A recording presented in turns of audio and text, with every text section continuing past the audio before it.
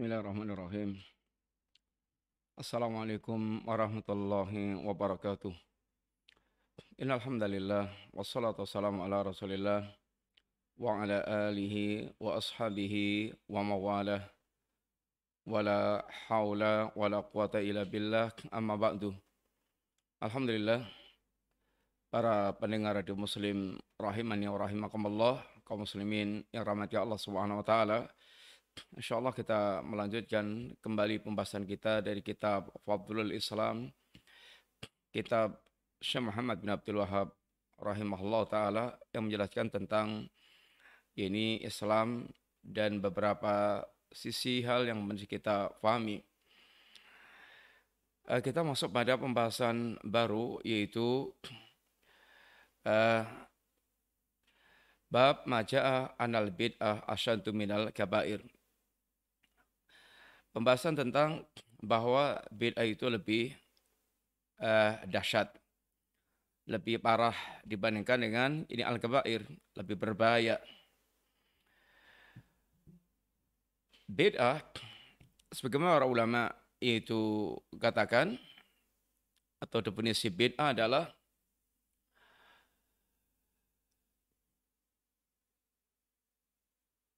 tariqatun fid din. Yang banyak para ulama pilih adalah diantaranya adalah ungkapan Al-Imam Asy-Syatibi, bid'ah adalah tariqatun fid din, yaitu tariqah dalam agama. Muhtara'atun, yang diada-adakan. Tudai syar'iyah, dalam rangka untuk menyerupai ini syariat. Yuqsadu bisuluki 'alaiha al-mubalaghah fi ta'abbud lillahi subhanahu wa ta'ala.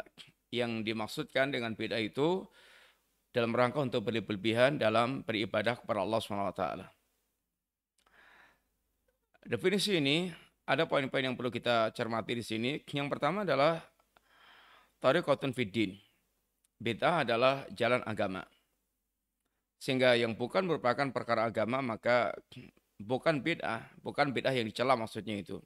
Kalau bid'ah sendiri cara bahasa maknanya adalah setiap sesuatu yang baru, muhdats, setiap perkara yang diadakan yang sebelumnya belum ada. Ada bid'ah dalam urusan dunia, ada bid'ah dalam urusan agama. Bid'ah dalam urusan dunia, perkembangan, penemuan baru, itu adalah sesuatu yang tidak dipermasalahkan, tidak dicela di dalam agama. Yang Nabi kita mengatakan, antum a'lamu bi umuri dunyakum. Kalian lebih tahu tentang urusan ini agama kalian. Kalian lebih tahu tentang urusan agama kalian. Tentang urusan dunia kalian. Sehingga tentang urusan dunia ada perkembangan mobil, ada perkembangan yaitu transportasi, darat, laut, udara, sampai kemudian ada internet yang sekarang kita nikmati diantaranya. Semuanya adalah perkara muhdats yang dulunya belum ada.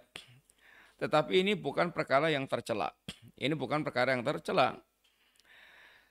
Sehingga bid'ah itu berkaitan dengan tariqatun fid din. Ini tariqah dalam perkara ini agama. Hal yang berkaitan dengan itu agama. Maka yang bukan agama maka tidak tercela. Banyak orang yang mereka ingin provokatif sekali, ingin mengesankan bahwa para ulama yang membahas bid'ah itu bodoh, goblok, nggak punya akal. Kemudian mereka contohkan dalam urusan perkara dunia. Contohnya umpamanya Bapak Ibu, zaman Nabi itu ada nggak listrik? Nggak ada. Kemudian kalau begitu penjenengan ke PLN nanti suruh matikan listriknya karena listrik itu bid'ah dan akan diancam neraka. Ini namanya provokatif banget dan orangnya kemungkinan bodoh tentang agama, kemungkinan adalah memang ingin provokasi sekali, menyesatkan manusia sehingga anti kepada orang yang mereka membahas bid'ah yang dicela oleh Nabi. Yang mencela pertama tentang bid'ah adalah Nabi sendiri. Yang Nabi mengingatkan kepada kita yaitu iyakum wa muhdatsatil umur fa inna kulla muhdatsatin bid'ah. Jauhi oleh kalian perkara-perkara yang baru dalam perkara agama, karena setiap perkara baru dalam agama adalah bid'ah. Ada lagi dai sesat Yang mereka provokatifnya itu adalah baru tahu satu hadis saja, kullu bid'atin dhalalah. Kemudian sudah ya ini bicara-bicara bid'ah. Ini orang kayak gini seperti yaitu tutup mata aja. Yang bicara tentang bid'ah itu adalah para ulama besar, para imam-imam. Sehingga kayaknya pengen memesankan bahwa orang bicara bid'ah itu adalah para yaitu pemula-pemula yang tidak hafal hadis satu hadis saja, hanya qulu bid'atin dhalalah. Seperti ini adalah orang yang tidak memiliki kejujuran di dalam agama. Hanya sok-sokan saja, pengen seakan-akan dia orang yang memiliki wawasan yang luas. Kemudian yang bicara bid'ah adalah orang yang mereka sempit wawasannya, hanya punya satu dua hadis. Padahal yang bicara tentang bid'ah ini adalah para imam-imam. Yang pertama Rasulullah SAW, kemudian para imam-imam yaitu Ahlus Sunnah, para imam-imam agama yang mereka hafal jutaan hadis, ribuan hadis. Ini adalah perkara yang telah dibicarakan oleh para ulama. Sehingga kalau bicara itu yang jujur aja, jangan sampai dia nanti memiliki malu sendiri kalau mereka ketahuan dusta atau ketahuan membodohi ini manusia. Yang pertama, beda itu adalah ungkapan dengan thariqatun fiddin. Ini thariqah di dalam ini agama. Sehingga yang bukan agama maka tidak masuk dalam perkara bid'ah yang dicela. Kemudian mukhtara'atun, tidak ada bid'ah itu perkara yang diada-adakan. Mukhtara'ah, diada-adakan. Sehingga tidak ada dasarnya dalam agama, baik nas maupun isyarat. Sehingga perkara itu perkara yang diada-adakan. Bisa maka dikatakan ada bid'ah yang hakikiyah, bid'ah yang asli belas, nggak ada dasarnya sama sekali. Sehingga grace baru acara agama yang dibuat-buat. Ada bid'ah idhafiyah, bid'ah yang ada sandarannya, tapi dia melakukan bid'ah dalam hal mungkin tata caranya atau waktunya. Tata caranya dia membuat bid'ah sendiri. Pemanya zikir. Ada, asalnya ada, ayatnya ada, hadisnya ada. Kemudian dia membuat zikir dengan kaifiat yang khusus, yang baru, yang tidak pernah ada contohnya. Sebagaimana yang diingat para sahabat Nabi radhiyallahu alaihim jami'an, ada orang mereka membuat majelis zikir. Setiap kelompok ini ada yang menjadi komandannya, memberikan apa-apa, sabihu mi'atan, tasbihlah 100 kali, kabiru mi'atan, dan seterusnya. Ini adalah hal yang sifatnya adalah ini baru. Maka ada bid'ah yang hakikiyah, ada bid'ah yang idhafiyah. Kemudian sehingga dikatakan bid'ah adalah mukhtara'atun, yang kedua. Bid'ah itu adalah diada-adakan. Sehingga tidak ada asalnya di dalam ini agama. Bid'ah lawan daripada ittiba. Kalau ittiba itu kesesuaian dengan ini ajaran Nabi dalam 6 perkara. Sebab, kemudian kadarnya, kemudian jenisnya, kemudian kaifiatnya, kemudian waktunya, kemudian tempatnya. Contoh umpamanya sebab. Kenapa kamu masuk masjid langsung sholat 2 rakaat? Ya sebabnya Nabi mencontohkan seperti itu. Jangan duduk, masuk masjid jangan duduk kecuali sudah sholat. Entah sholat 2 rakaat, entah sholat yang lainnya. Sehingga sebelum duduk dia sholat dulu. Sebabnya ada contohnya. Ini ada, ini tuntunannya. Orang tahu-tahu ini sholat 30 rakaat. Sholat apa itu? Sholat malam Jumat Kliwon. Nah, nggak ada, tuntunannya nggak ada tuntunan dari Nabi. Sebab yang membenarkan perbuatan dia tidak ada. Satu harus satu dengan ini sebabnya. Yang kedua, tentang kadarnya atau jumlahnya. Salat subuh ya 2 rakaat. Salat subuh 10 rakaat karena waktunya longgar, sudah pensiun, banyak waktu, dan juga sekalian olahraga. Ya nggak benar. Itu adalah bid'ah yang diada-adakan karena tuntunnya adalah sholat subuh 2 rakaat. Yang ketiga, jenisnya. Karena juragan ayam, maka dia korbannya 1 juta ayam. Ya tetap nggak diterima karena yaitu korban itu adalah bahimatul an'am, unta, sapi atau kerbau. kemudian atau kambing. Ini adalah dia bagaimana sesuai dengan syariat, bahimatul an'am. Maka yang tidak sesuai dengan syariat maka ditolak. Nggak boleh korban dengan ayam walaupun 1 juta ayam lebih mahal dibandingkan dengan ini kambing. Ini jenisnya. Kemudian kaifiatnya, tata caranya. Wudhu ya harus urut. Dari dia cuci tangan, kemudian berkumur-kumur, dia nyedot ke hidung, kemudian dia muka, kemudian tangan, kemudian kepala, kemudian kaki, urut. Kaifiatnya, tata caranya, nggak boleh wudhu sembarangan, kaki dulu, kemudian baru kepala, setelah itu baru tangan. Nggak bisa, harus urut. Kaifiatnya cocok dengan syariat. Kemudian waktunya, harus cocok dengan waktunya. Haji ya di bulan Dzulhijjah, nggak boleh haji di bulan umpamanya Syawal. Haji di bulan Dzulhijjah. Sehingga waktunya sesuai dengan syariat Allah SWT. Kemudian tempat tawaf ya di Ka'bah, bukan di Demak atau bukan di kuburan. Sehingga ittiba adalah kewajiban kita kepada agama ini yang Allah memerintahkan wa anna hadza sirati mustaqiman fattabi'uhu. Agar kita ittiba. Kemudian wala tattabi'us subul. Kita dilarang untuk mengikuti jalan-jalan selain jalan Allah Ta'ala. Sehingga beragama itu dengan ittiba bukan dengan ibtida. Kata seorang sahabat, ittabi'u wala tabtadi'u faqad kufitum.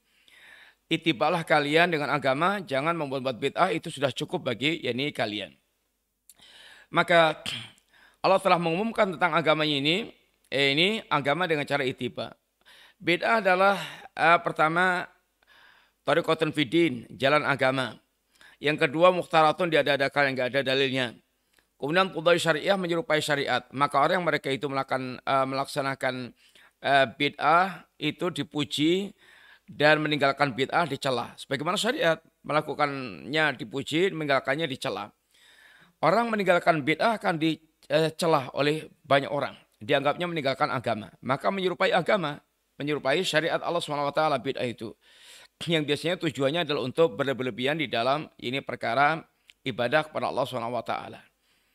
Islam telah mengajarkan prinsip-prinsipnya itu. Pertama, Islam itu sudah sempurna. Sebagaimana diajarkan oleh Allah Ta'ala, ditegaskan Allah kesempurnaan Islam.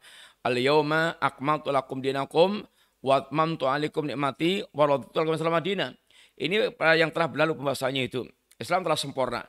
Sehingga kesempurnaan Islam tidak membutuhkan lagi tambahan-tambahan dan pengurangan-pengurangan. Karena namanya sudah sempurna.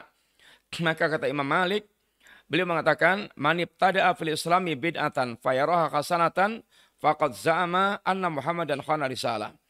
Barang siapa yang dia membuat bid'ah dalam agama, kemudian dia pandang bid'ahnya itu baik, maka dia telah menuduh bahwa Rasulullah SAW khianat terhadap risalah Allah Subhanahu wa Ta'ala.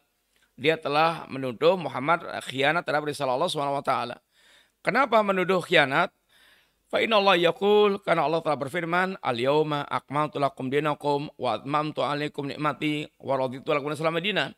Islam telah disempurnakan Allah Subhanahu wa taala. Maka kata Imam Malik, fama lam yakun yauma idzin dinan, apa yang hari turunnya ayat ini bukan agama, fala yakun al-yauma dina, hari ini bukan pula merupakan agama. Agama adalah apa yang Allah turunkan pada saat ayat tersebut diturunkan Allah Ta'ala. Sehingga agama sudah disempurnakan Allah Ta'ala. Jangan ditambah, jangan dikurang. Udah sempurna. Maka orang yang mereka mengatakan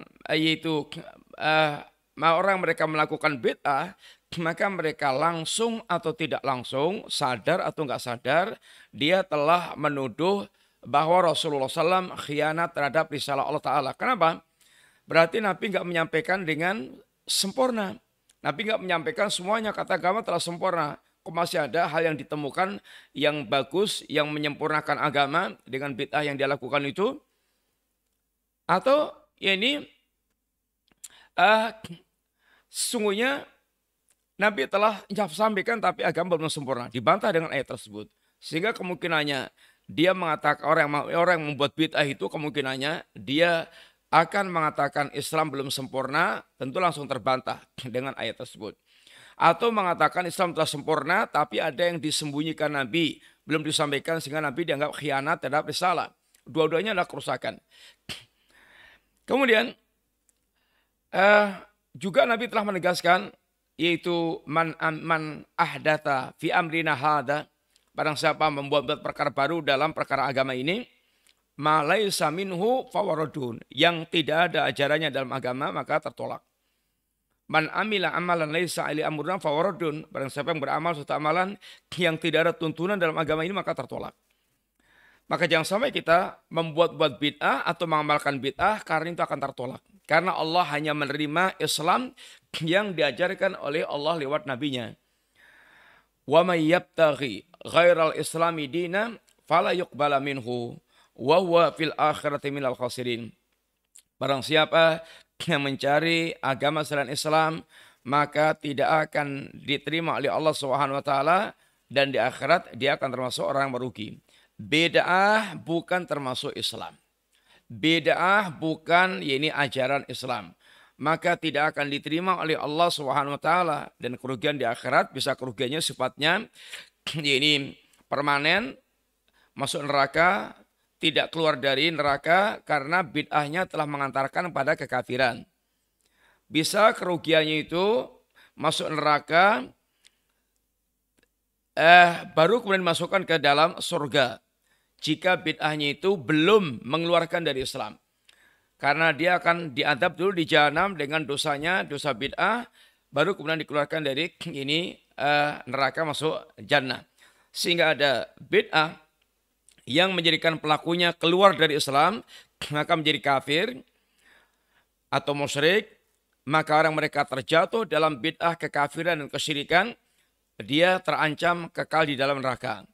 Kalau bid'ahnya itu bid'ah yang belum mengeluarkan dari Islam, bid'ah yang mufassiqah, yang buat dia fasik, belum mengeluarkan dari Islam, maka terancam neraka tetapi tidak kekal di dalamnya. Dan semuanya masuk dalam bab ini kerugian. Kemudian di sini beliau membawakan yaitu beberapa ayat. Ada 3 ayat di antara yang beliau bawakan di sini. Yang pertama firman Allah Subhanahu wa taala, Innallaha la yaghfiru ayyushraka bih wa yaghfiru ma duna dzalika liman yasha. Sesungguhnya Allah Subhanahu wa taala tidak akan mengampunkan dosa syirik dan Allah akan mengampunkan dosa selain ini syirik yang levelnya di bawah syirik. Di sini ayat ini dibawakan apa sih kaitannya dengan pembahasan bab yaitu yang bid'ah dikatakan lebih ngeri dibandingkan dengan kabair. Bid'ah itu ada yang menjerumuskan dalam syirik, ada yang menjadi wasilah kesyirikan, sehingga beliau membawakan ayat ini karena di antara bid'ah ada yang telah memasukkan ke dalam perbuatan syirik. Maka kalau sampai bid'ahnya itu mengantarkan kepada syirik, maka tidak akan diampunkan Allah Ta'ala. Contoh umpamanya, orang mereka membuat bid'ah, meminta kepada penghuni kubur, membangun kubur megah-megah, kemudian datang ke kuburan, lalu sujud di kuburan, lalu minta-minta kepada ahlul kubur. Ini adalah dalam pandangan akidah Islam adalah syirik, adalah kesyirikan. Maka bid'ah syirik ini telah mengeluarkan dari Islam. Maka beliau bawakan ayat ini untuk mengancam, yang menunjukkan bahwasanya bid'ah ini lebih parah dibandingkan dengan al-kabair. Bid'ah lebih parah dibandingkan al-kabair. Sisi lain, bahwa pelaku bid'ah ini lebih parah di al-kabair, sebagaimana kata seorang ulama, al-bid'atu ahabbu ila iblis minal maksiyah. Bid'ah itu lebih dicintai iblis dibandingkan dengan maksiat. Kenapa sih? Al-bid'atu la yutab wal maksiyah yutab. Bid'ah itu tidak ditaubati atau sekecil kemungkinan bertaubat, sedangkan maksiat itu kemungkinan taubatnya itu lebih besar. Kenapa bid'ah itu ketaubatnya tidak bertaubat atau sulit bertaubat atau kecil kemungkinan bertaubat? Karena dasarnya orang bertaubat itu merasa salah. merasa melakukan perbuatan maksiat. Kalau perasaannya itu dia bertakarrub kepada Allah, kalau perasaannya itu dia merasa beramal saleh, mendekatkan diri kepada Allah, bagaimana dia akan bertaubat kepada Allah Subhanahu wa taala? Bagaimana dia akan bertaubat kepada Allah Subhanahu wa taala? Maka bid'ah ini lebih parah dibanding maksiat. Kalau maksiat orang tahu dia sedang maksiat, menyimpang, maka dia lakukan dengan sembunyi-sembunyi.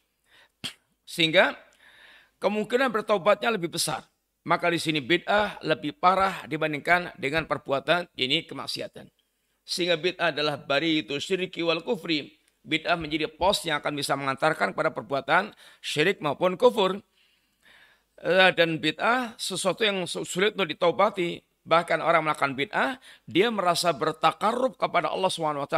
Maka lihatlah, semua ahlul bid'ah, firaqud dhalah, mereka menjadikan bid'ahnya itu justru dia jadikan sebagai sarana amal untuk mendekatkan diri kepada Allah, sehingga perasaannya adalah dengan bid'ahnya itu dia mendekat kepada Allah Ta'ala.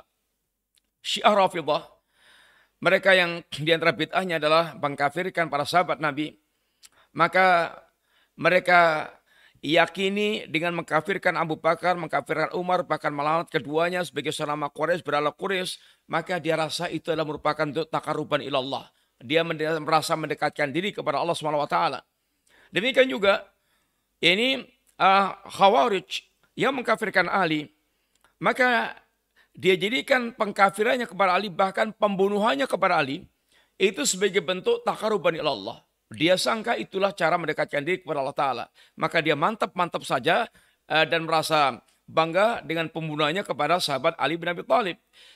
Orang-orang sufi, nyanyian juga joget itu adalah merupakan ibadah mereka kepada Allah. Maka mereka ahli nyanyi, ahli joget. Dia sangka itulah dia mendekatkan diri kepada Allah SWT. Maka semua ahlul bid'ah seperti itu. Dia sangka dengan amal itu bahkan bertakarub kepada Allah. Maka bagaimana dia akan sadar itu salah? Bagaimana dia akan bertaubat kepada Allah SWT? Wong dia tidak merasa salah, bahkan merasa berbuat saleh, beramal saleh, berbuat baik. Maka ayat ini menjelaskan tentang bahayanya, yaitu bid'ah lebih parah dibandingkan dengan kabair, karena bid'ah ini bisa mengantarkan kepada bid'ah syirkiyah, bid'ah yang syirik, dan syirik lebih tinggi tingkatannya dibandingkan dengan al-kabair. Dan orang melakukan bid'ah pula lebih parah dibandingkan dengan al-kabair, karena bid'ah berbicara tentang Allah dan agama Allah tanpa ilmu. Dan itu lebih parah dibandingkan dengan al-kabair. Maka dalam ayat Allah katakan, Qul innama harama rabbi al-fawahisha ma dhahara minha wa ma batan wal isma wal baghya bighairil haq wa an taqulu 'ala Allah ma la ta'lamun. Kata Allah, katakanlah, Rabbku telah mengharamkan satu al-fawahis, perbuatan keji, baik dilakukan dengan terang-terangan maupun sembunyi-sembunyi. Ini adalah dosa besar. Kemudian wal isma wal baghya bighairil haq, yaitu dia melakukan perbuatan zalim, perbuatan yang batil, perbuatan yang tidak dibenarkan dalam agama. Wa an tusriku billahi ma lam yunazil bi sultanan. Dia berbuat syirik, melakukan perbuatan syirik yang tidak ada dalilnya, tidak ada ini dalilnya tentang perbuatan syirik tersebut. Syirik tidak ada dalilnya. Yang keempat, wa an taqulu Allah ma la ta'lamun. Berbicara tentang Allah dan agama Allah tanpa ilmu. Kata Ibnu Qayyim, semakin ke nomor keempat, maka semakin besar dosanya. Sehingga yang paling besar dosanya adalah wa an taqulu ala Allah ma la ta'lamun, berbicara tentang Allah tanpa ilmu. Padahal ini di atasnya syirik. Maka bid'ah ini bisa lebih parah bahkan dibandingkan dengan syirik itu sendiri. Karena berbicara tentang Allah dan agama Allah tanpa ilmu itu menjadi sumber kerusakan, sumber semua kesesatan yang ada, sumbernya berbicara tentang Allah dan agama Allah tanpa ilmu. Maka bid'ah ada perkara sangat besar dalam agama ini. Ayat yang kedua yang beliau bawakan adalah faman atlamu mimman iftara 'ala Allahi kadziban liyudhillan nas bighairi ilmin. Ini mana yang lebih zalim dibandingkan orang mereka membuat-buat kedustaan atas nama Allah Ta'ala. Bid'ah adalah membuat-buat kedustaan atas nama Allah Ta'ala. Ini agama Allah, ini ajaran Allah. Padahal ini bukan ajaran Allah Ta'ala. Itu adalah ajaran dia sendiri, bid'ah sendiri. Mereka membuat kedustaan adiban, membuat kedustaan. Liyudillan nas bighairi ilmin. Yang mereka dengan itu, dengan membuat kedustaan atas nama Allah ingin menyesatkan manusia ini tanpa ilmu. Dan bid'ah termasuk kedustaan dalam agama. Karena dia membuat syariat baru, membuat ajaran baru. Bahkan saya pada tingkat afara'aita man ittakhadha ilahu hawahu. Bid'ah adalah mengikor hawa nafsu. Karena bid'ah itu bukan mengikuti tuntunan. Yang Allah mengatakan, fa illam yastajibu lak fa'lam annama yattabi'una ahwa'ahum. Ya Muhammad, seandainya mereka itu tidak menyambut seruanmu, maka ketahuilah mereka itu telah mengikuti hawa nafsu mereka. Dan ada orang yang mereka mengikor hawa nafsunya sampai pada tingkat afara'aita man ittakhadha ilahahu hawahu. Tidakkah Anda perhatikan orang yang menjadikan hawa nafsu sebagai ilah mereka?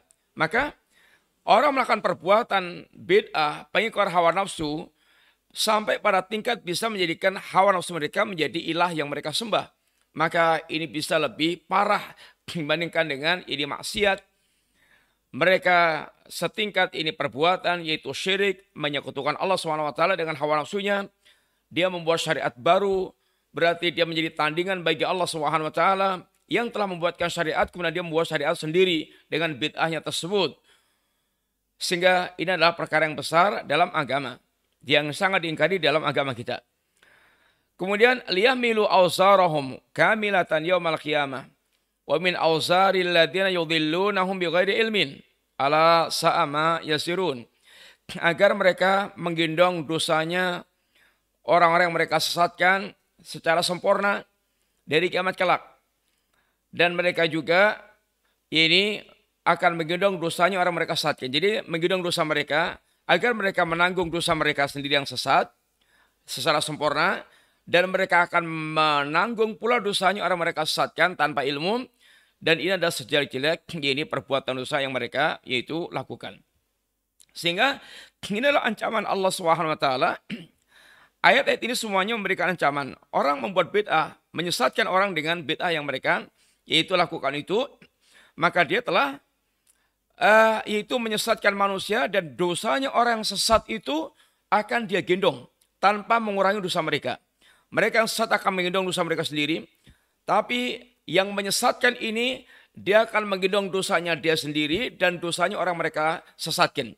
Sehingga dia akan bertambah bebannya untuk menanggung dosanya yaitu orang lain. Maka Nabi pernah mengatakan tentang dosa pembunuhan, laisa min nafsin ini tuqtal dzulman illa kana ala bani Adam al-awwal kiflan minha. Tidaklah jiwa dibunuh secara zalim kecuali dosa pembunuhannya ini akan ditanggung pula oleh orang yang pertama kali membunuh, itu pembunuhan Qabil kepada Habil. Kemudian juga Nabi mengatakan dalam hadis yang lainnya, man sanna fil islami sunatan sayyi'atan. Barang siapa di dalam membuat sunnah yang buruk dalam Islam, kana alihi wisruha wa wisru man amila biha, maka dia akan menanggung dosanya dan menanggung dosa orang mereka mengikuti dosa yang dia lakukan. Maka dia akan menggendong dosanya orang sesat melalui dia. Sehingga ini merupakan ancaman Allah SWT.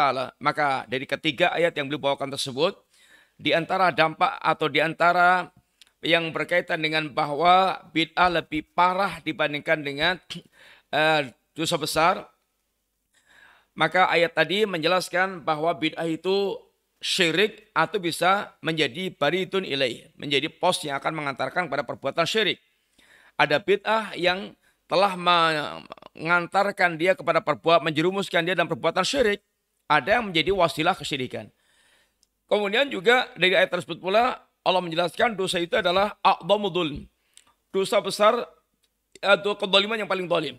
Dia telah berdosa atas nama Allah SWT. Membuat kedustaan, membuat kedzaliman yang sangat besar. Dan dia merupakan iftira, merupakan kedustaan atas nama Allah SWT, atas nama Rasulullah SAW. Sehingga ini perkara yang sangat mungkar sekali.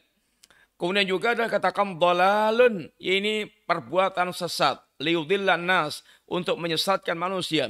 Bid'ah adalah kesesatan dan akan menyesatkan manusia. Dan bid'ah termasuk ini qaulu 'ala Allah bighairi ilmin, berbicara tentang Allah dan agama Allah tanpa ilmu. Demikian pula bid'ah, dia akan yaitu menanggung dosanya orang yang mengikuti bid'ahnya tersebut sehingga dosanya akan bertumpuk-tumpuk. Akan bertumpuk-tumpuk. Ini adalah menunjukkan bagaimana parahnya perbuatan bid'ah tersebut. Sehingga dengan demikian ayat yang beliau bawakan mengingatkan kepada kita bid'ah itu lebih parah dibandingkan dengan maksiat. Sehingga ketika Ibnu Qayyim membuat yaitu marhalah penyesatan syaitan, yang paling utama adalah bagaimana menggiring manusia menjadi kafir atau syirik. Kalau ini gagal, yang kedua adalah bid'ah. Ya, bid'ah menempati yang kedua. Karena sungguhnya bid'ah akan sangat berbahaya bagi pelakunya. Baru yang ketiga adalah perbuatan al-kabair. Maka bid'ah lebih tinggi tingkatnya dibandingkan al-kabair. Karena al-kabair itu kemungkinan untuk berbuat yang besar, tapi bid'ah susah untuk dia bertobat kepada Allah SWT. Demikian yang kita sampaikan dulu para pendengar Radio Muslim, mudah-mudahan bermanfaat. Insyaallah kita lanjutkan pada akan datang. Bismillah. Wassalamualaikum warahmatullahi wabarakatuh.